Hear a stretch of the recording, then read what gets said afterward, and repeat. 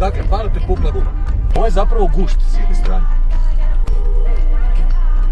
Stvarno je, ali s druge strane ovo je ovo je opasno.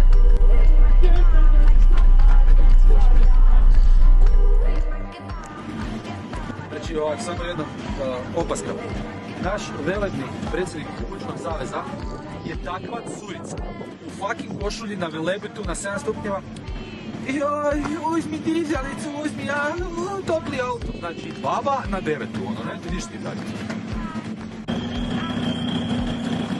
Ja sam na odboru. Šta?